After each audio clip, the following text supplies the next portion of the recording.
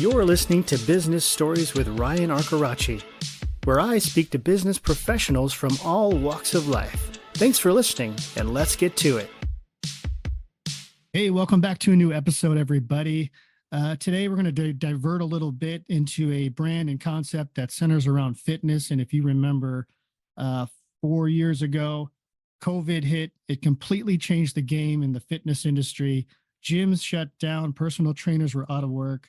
But my guest today, Randy Hetrick, with Outfit Training, and changed the game for fitness after COVID by bringing to the table outdoor training, this outdoor training concept called Outfit. But Randy's got a rich history in fitness. So Randy, thank you for being here. I'm excited to talk to you and learn all about this. Tell us, your background and how this all evolved for you in the fitness world. Well, it's nice to be with you, Ryan. I guess my background at this point in fitness is getting, downright gray-haired. I'm coming up on 20 years in my second career, and my first one was as a Navy SEAL.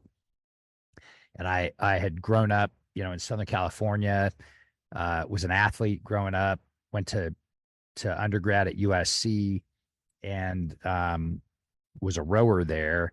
And I got interested around my junior year in serving the country. And, to make a very long story short, ended up landing on the SEAL teams because more than anything else, they had the one thing I was really looking for if I was going to serve, which was a big man test. And they had the highest attrition of any service during the selection. And at the time, as ridiculous as that sounds, that sounded like a great idea.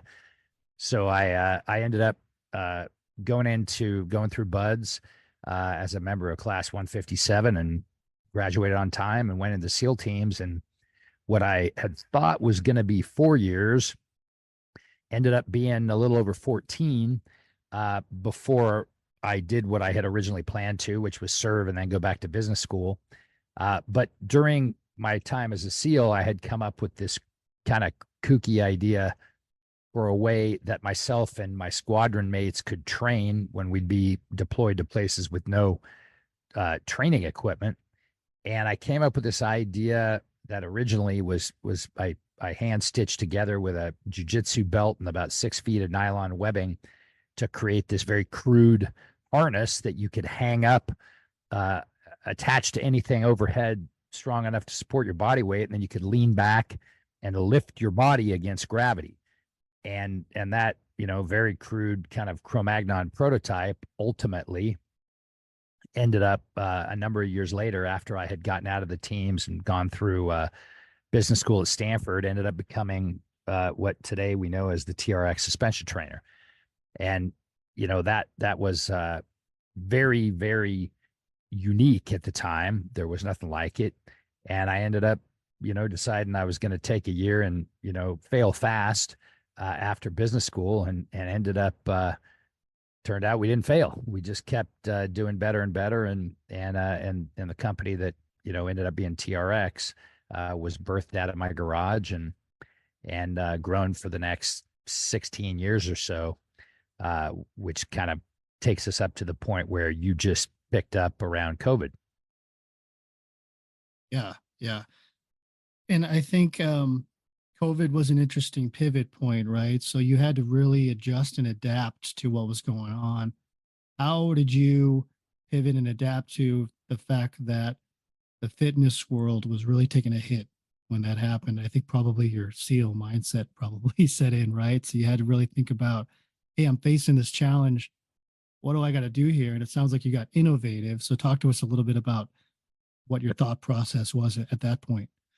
Yeah, well, it was interesting. I was having to pivot and get innovative on a couple of levels because I had at the end of 2018, beginning of 2019, I had sold control of TRX to some private equity guys who, without belaboring the point, did not turn out to be what I expected them to be.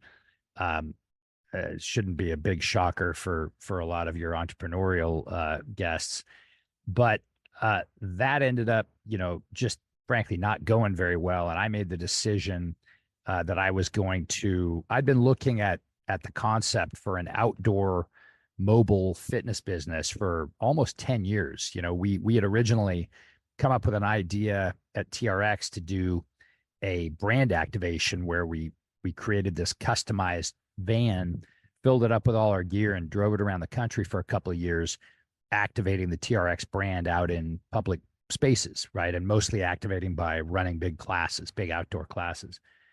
And I'd been really interested in that. But at the time, if you go back to 2010, 2011, the technology simply didn't exist to make that kind of a business scalable. There were lots of mom and pop boot camps out in the world, but nobody had figured out a way to scale that business under a brand. Because to do that, you really needed, if you think about the way that a company like Uber works, right? Without Uber's tech, it's just a bunch of dudes driving around, in stinky cars, barking out their windows, Right. hey buddy, you need a lift. And so with the tech, it's transformative. And I watched that evolution over about 10 years, and I kept thinking about this idea of building, kind of, if you will, the Starbucks of outdoor fitness. And as the technology all came into place, I really was very interested in that, because I've always been a guy that kind of looks for blue ocean opportunities out there. And this seemed like a big one. And so, when this combination of things were going on, I was not wanting to stay in business with those private equity guys. Along came COVID. And if there was ever a thing to make you think about an outdoor fitness business, right, that was it. The pandemic certainly was it. Right. And it all three of those pieces kind of came together at once. And I just made the decision. COVID ended up being incredibly kind to my first company, to TRX. We had a banner year, and that just seemed like the right time for me to peel out, go start something new, rid myself of of the parasites that had taken over my my original organization, and start something new. And so that's what I did. And in 2021, I stepped out, raised some money, set up a new entity, got the trademark for a company that would be called Outfit, and off we went. That's fantastic. And I'm really curious, how does this all work? Because I see that there's mobile units. How do you pick a location? And how does it all work? I know there's an app people can download if they want to participate. They have to become a member. But walk us through the process of this and how you select the locations you actually go to. Yeah, well, it starts with us selecting a location that generally is, we pick places that are beautiful. So mostly parks, beachfront parking lots, places that you would want to be, for a walk. And then we roll a gym into that spot.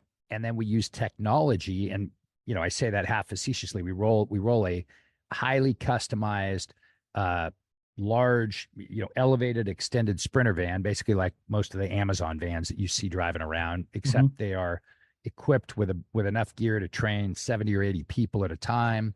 It's got a flat screen display and an acoustic system that is kind of the coach's assistant to help a coach, deliver a great experience to a large number of people. We permit the park, and then we cone off the appropriate size training area, depending on what the app is telling the coach how many people are going to show up. And the class, goes off like a expertly coached boutique group fitness class, as if you were going to an Orange Theory or a Barry's Boot Camp or a Soul Cycle, any of those, except it's all functional strength training.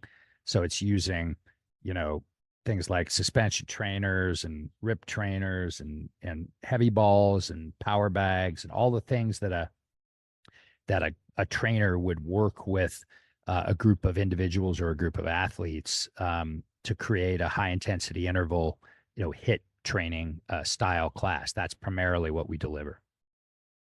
And now, is the training happening like in the parking lot or the park, the location, or is it actually inside the unit? How does that Yeah, whole it's a thing work? great it's a great question. It's one I sort of take for granted. No, the think of the van as sort of a rolling storage unit, right? Okay. The training all happens outside, and it's great because you pick a beautiful park.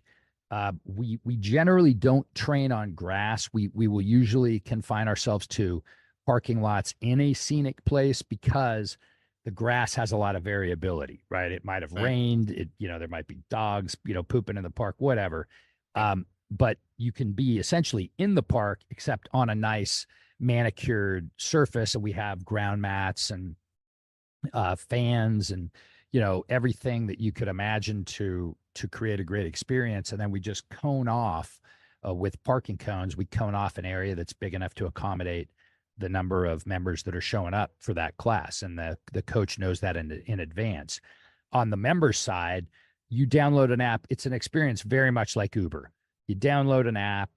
The app will tell you where the classes are located, near you. If we have service in your area, obviously we're a new brand, so really we're primarily confined at this point to South Florida.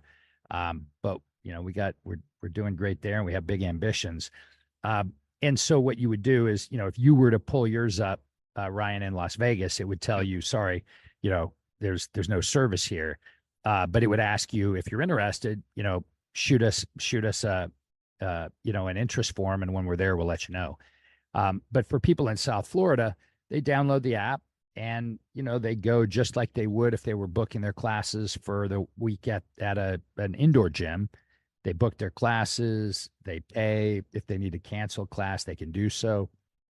And then we've built into the app, it will navigate you right to the van. Because if you think about it, if we said, Central Park, well, Central Park in New York is gigantic, but in Yeah. most cities, if there's a Central Park, it's pretty big. So sending you to Central Park could leave an awful lot to chance. Our app will navigate you right to the van because the coach drops a pin each time that the van arrives in its spot. And then you show up at the appointed hour, and you've got an amazing, big group class full of sweaty people that live around the area that you do. But it's all outdoors under the blue skies. That's great. I mean, so are they paying per class then? They're not paying as a membership, like a monthly membership. They're just paying per class as they go. You can pay for a walk-in, but no, generally it's a monthly subscription, just like a gym would be. We have for an individual, we're priced. Fortunately, we have such a low cost structure that we can pass that through to our members. So Yep. for unlimited, as many classes as you want in a month, it's $99 a month for an individual, and it's $129 for a family. And then we have a couple of smaller plans that are specific number of times per week for people who say maybe already belong to a gym, but they love the outfit experience and want to come, once or twice a week to experience that. So we have a couple of lower priced memberships for those folks as well. So talk about a little bit about the suspension trainer and how that actually works. So I think so people can understand what to expect when they go. They're going there. There's going to be other strangers there. They don't know everybody, which I think is a good thing because it gets people out meeting people too. But talk to us about the whole technique around the suspension trainer. Yeah. Well, so the suspension trainer is one of about a dozen different tools that we use right now at Outfit. Yeah. That obviously it's my baby, so I love it. And the vans are modified so that they have a rack that extends out beyond the side of the van, and that's what the suspension trainers hang from. And they're I think for most people who've walked into a gym, the TRX is pretty prolific, right? It's black and yellow. If you've ever been in a gym, the black and yellow straps that hang there and have handles, they have little cradles for your feet, and it's pretty astonishing. There are thousands of movements, exercise movements that you can do on those straps. Those are kind of one of the tools at Outfit, but we bring out ground mats for, the number of people that are in the class. We have heavy balls. We have weighted power bags that are those soft kind of cylindrical bags of different weights that go from 10 pounds up to 60 pounds that have multiple handles on them. We use those for all kinds of different stuff. Every day, the class format is different. So you'll never do 2 days in a row that are the same format. And we've built out about 2 years worth of programming at this point. So there's an endless variety, but it's we jump ropes, we do all the kinds of human foundational movements, squatting, lunging, hinging, twisting, lifting, all of the things that a human needs to do to be strong. And we do them to a timing system that changes with every day with the format. And you're going to get a combination of strength, cardio, and core training all wrapped up in one. Wow. That's awesome. I got to ask you too, do you have any particular stories of members or maybe some transformations you've seen with this kind of a workout? Because I think what I love about this is it sounds like it's a whole body workout. It's working everything. But do you have anybody that stands out you've worked with where you've really seen a good, strong transformation from who they were, before and after this Oh sort of my God. thing? Yeah, I've got so many of them. That's one of the nice things about me being me. Right. Sometimes if somebody doesn't like something, they come and tell you too, but Right. that's so rare. We have incredible reviews, and anybody who goes and looks at the app will see the reviews of the experience. Yeah, we have a lot of people. So part of what I was interested in doing with this business was serving the 80% of the country that doesn't already belong to a gym. Yeah. Right. And now we love gym people too. Don't get me wrong. And I built my entire career at TRX in partnership with gyms. I just didn't want to go out and create something that competed with them. I wanted to go out and create something that really was where they aren't. And that's out in the neighborhoods. And so it's interesting. We get all kinds of folks from very elite down to never done an organized day of exercise in their life, but they happen to be out walking in the park and they look over and they go, man, I wonder if I could do that. And after the second or third day that they're walking by and they see us, they walk up close enough to take a snap of our QR. We put a sandwich board out because we attract a lot of people who are new to fitness. Yep. And it's great because with functional training tools and a really smart coach, everybody ends up doing what I'll say is the same root movement, but at different progressions. Some people are doing much more basic progressions. Some people are doing a much more advanced progression because the reality is we get a lot of outdoors people. So we'll get people that are runners, that are cyclists, that are mountain bikers, that are surfers. But we also get people that the only exercise that they do is go out for a walk. Right. And they would never walk into a gym. And we're the first, kind of gym-like service that they've ever seen that they go, God, that looks kind of fun. Those guys seem to be having a ball. And it does look like there's a big mixture of different kind of people. Some are big people, some are little people. So, I got so many transformation stories. It's funny. One of the funny, we just ran a contest in South Florida recently, and it was a New Year 3-month Q1, first quarter contest to basically challenge people to get out and get after it in the new year. The person who won the grand prize, because we had multiple levels of prizes, the person who won is 80 years old, right? Wow. And she's just an absolute beast and has fallen so in love with outfit that she does other stuff too, but she doesn't miss a day. Wow. She's crazy, and she goes almost 7 days a week. And that was really fun because it's not what you expect to see, right? An 80-year-old winning your grand prize for participation, for the most, Right. the heaviest participation. Yeah. So, we have weight loss stories. We have all kinds of good stuff because when you take somebody and you challenge them with just a little bit of weight, but it's not a big barbell on their back. They're holding a heavy ball, or they're holding on to a power bag, a 20-pound power bag. And then you get them to do a lunge and you get them to take up the tempo a little bit. Well, all of a sudden they're sweating like crazy, but it feels like they're doing strength training. Right. Yeah. So it's a little confusing, and it's pretty addictive. Right. Talk to us a little bit too about the experience of working out outside, because I've done a little bit of that, but everything I've done has been like in a gym or like I've done martial arts in a martial arts studio, but there's something about, and you probably know this, Randy, from like your training when you were younger, that working out outside in the elements is just a whole other level. And sometimes it's more calming. It just feels better. Like, can you explain why it's so important? Why you think it's such a good thing to be outdoors and working out, especially these days?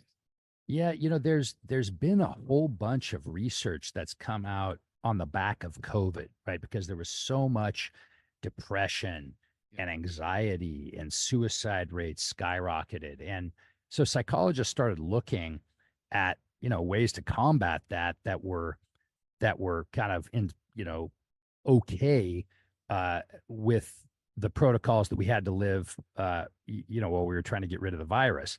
Right. And what it ended up revealing was, you know, people I mean, I think there's a lot of anthropology to this, frankly. You know, we've only been in our history of evolution, it's only been a very short period of time where we've been these indoor dwellers that stare at screens all the time, right? And Right. so I think there's something anthropological that makes you feel great when you're outdoors. We know that sunlight, right, is a cure. One of the first things you're supposed to do if you're struggling with any kind of depression is get your butt outdoors in the sunlight, get some exercise. Yeah. Every psychologist on earth will tell you that. Now, I think there are some sophisticated, chemical processes that happen when you do that. But just in general, think about when you go outdoors and you feel the wind in your face, Yep. frankly, training in the elements, it's pretty funny, Ryan. You would think that everybody at Outfit must be these kind of, burly cavemen like folks. Yeah. You'd be dead wrong. First of all, our membership skews slightly female, like 65% female. Mhm. Secondly, you get people who normally you would see all buttoned down in an office, but it's the one time each day that they have an opportunity to go out, get a little burly, be out in the elements. Yep. It rains sometimes, and we have a saying: if it's raining, we're training. Yeah. The only thing that we will cancel classes for is lightning because we don't mess with that, right? Yeah. But Right. other than that, we cancel very few classes because it's just not a big deal. You're out there, you're in the rain. We might modify the program so there's not running so that nobody's, risks slipping or something like that. But basically, it's an opportunity to get outdoors in the fresh air and the sunlight. Most of the time, it's beautiful. We do schedule kind of around in hot places like Florida, we schedule around the heat. So most of our classes take place in the morning and then in the evening, but we are also available for personal training, and we have have an awning that comes out and creates shade. So if you're training in a one-on-one or in a small group, that's fine. But Yep. when you have a large group, you kind of have to schedule around the heat. In more temperate places, you can go all day long. But it's a really interesting experience that every single workout you do leaves you feeling not only, it's as I like to say it, we not only elevate your heart rate, but we elevate your spirit, and you leave feeling inspired, like you went out and did something that morning. I got to ask you too. I think in your SEAL training, I don't know a lot about SEAL training, but I'm familiar with some of what they do. And there's some element of training in the elements too. I know there's training in water and things like that. Can you talk about part of that? To me is not so much the physical side, but it's the mental side of combating the discomfort of the elements at times. Do you have any particular memories from that stand out for you and what that did for you personally? Yeah, well, I mean, look, SEAL stands for Sea, Air, Land. That's what the acronym stands for. Right. And so you spend a lot of time in the Pacific Ocean during selection, and bone chilling cold is the theme that probably is the most commonly shared among every SEAL that's ever gone through in the past 50 years.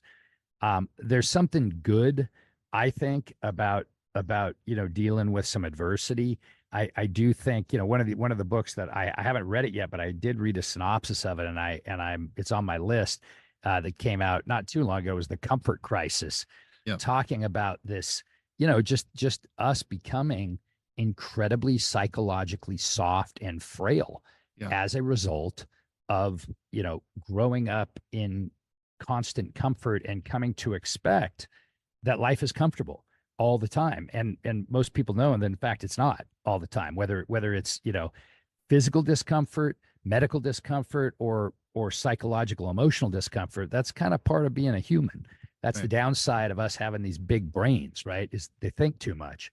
And I do think that being a SEAL, obviously, I laugh whenever I'm talking to entrepreneur groups, and I tell them that it was probably the single best entrepreneurship training that I could have ever done was being a Navy SEAL, because you get so used to facing adversity and doing hard, uncomfortable things and having to learn to get comfortable in extremely uncomfortable circumstances, that ends up being a real I think a real asset to then take forward, into your life. And that's part of what I think that the folks that come to outfit, they get a tiny little piece of that, right? Because look, it's not frankly very uncomfortable being out, on most days where it's blue skies and wispy white clouds and a little bit of breeze blowing on you while you get your workout.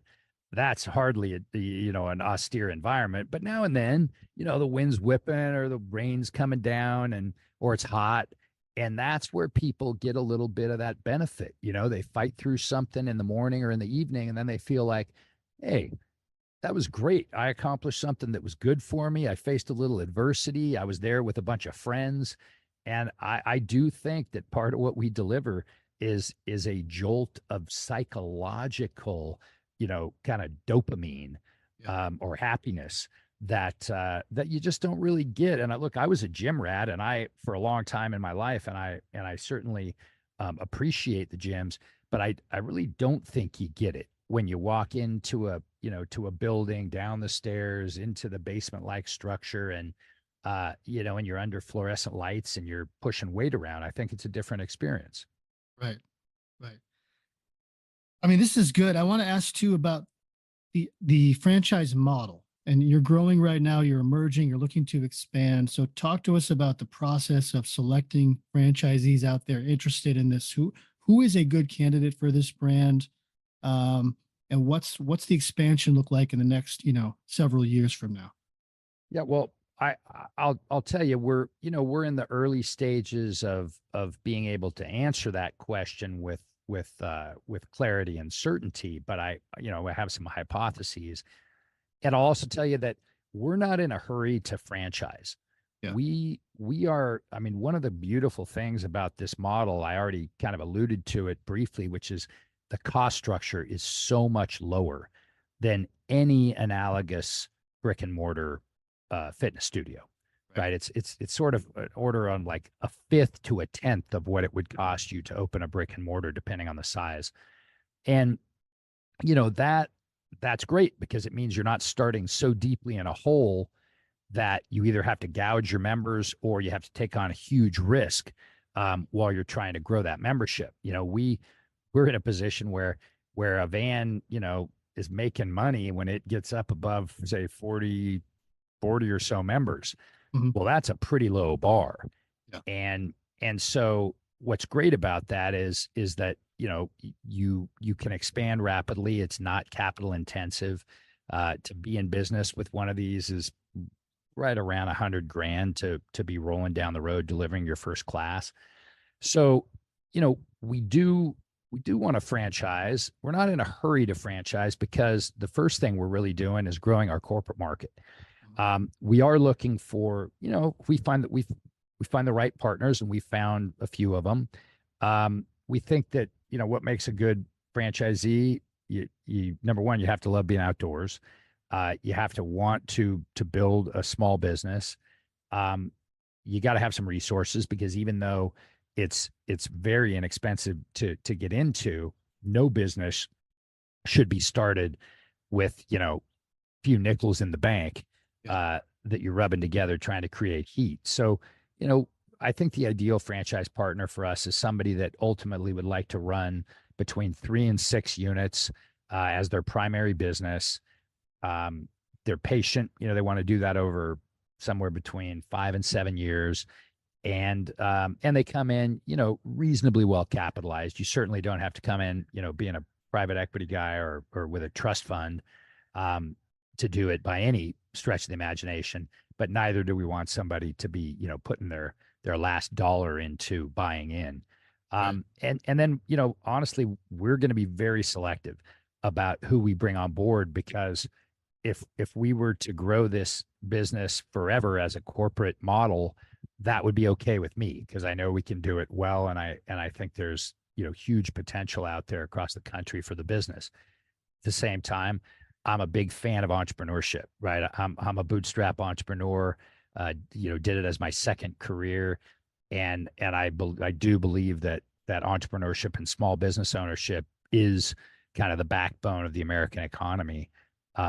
And as an entrepreneur and a patriot, I want both.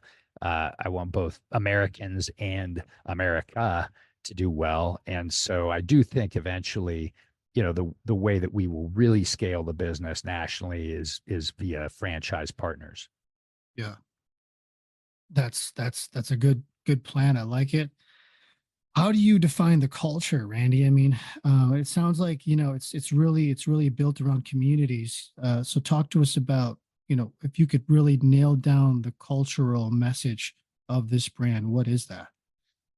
Well, I think it's a good question that you ask. One of our first things that we did, and it really ended up working out much better than I even envisioned. When I built TRX, because I had come straight out of the military, our kind of philanthropic cause that we supported were veterans. Yeah. And as I was launching Outfit, we obviously could and do continue to support vets, but what I thought there was an opportunity to do, because this was going to be, a neighborhood brand, was to support the first responders in those communities that take care of the folks that live there, right? So we give at Outfit, we give free family memberships to active duty police and fire. Wow. And in the communities we serve. And that's a pretty cool thing, because it creates a little bit of a culture of service. Our members, are all in favor of that, because who doesn't want to support, your local first responders in your community? Yeah. And it actually creates an environment where, policemen and women get to train right next to the citizens they serve. And so suddenly this might be the first time that you ever got to actually meet a police officer, and it's not, whatever Officer Smith, it's Sally, that you train with all the time. And suddenly she's every bit the same kind of person you are. She just happens to put on a different uniform when she goes to work. Right. And I think that's been something that's been really positive. It's fun for the first responders always feel like, really? We get a free membership? Like, holy cow. And so that, that's part of the culture. And then I would say the other part of the culture is we want people who identify themselves as outdoorsy, whether they are or aren't, doesn't really matter to me so much as that they want to be. Yep. They don't have to be putting on a backpack and, heading up into Yosemite with a compass. But the fact that they want to be outdoors, and they want to be out in the elements, and they want to be out, training their bodies and doing something that's good for themselves, that matters. And then with our coaches, we want people that are fun, who also love being outdoors, and who are very resourceful, because occasionally, when you're out in the elements, you do have to get resourceful. Sometimes you have to move the van around to find the shade. Sometimes, you might have to make the call. We use the weather service, and we have these lightning meters too. But you got to be somebody that can think on your own feet and is resourceful, because you're not in a manicured environment that's with all the conditions being controlled like you are indoors in an office.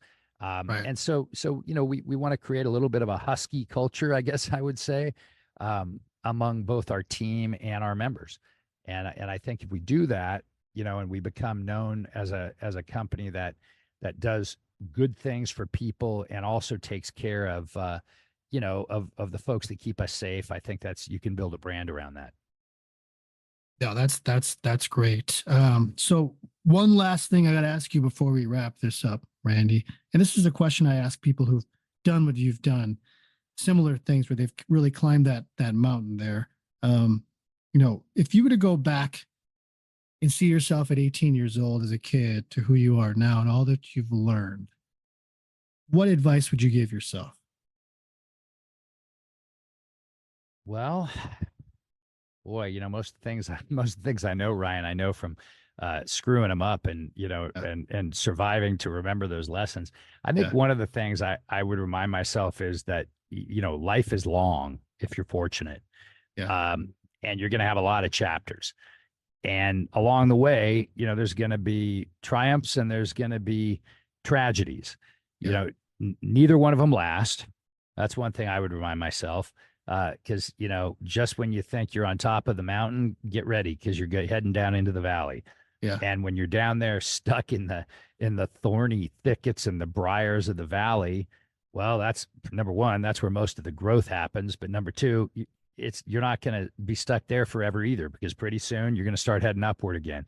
yeah, So I would have told myself to keep a long view and never worry about failure, because I think failure is just it's a fiction that's created by people that don't know better, and aren't playing the long game. Because really, what failure is just a shortcoming that you learned from.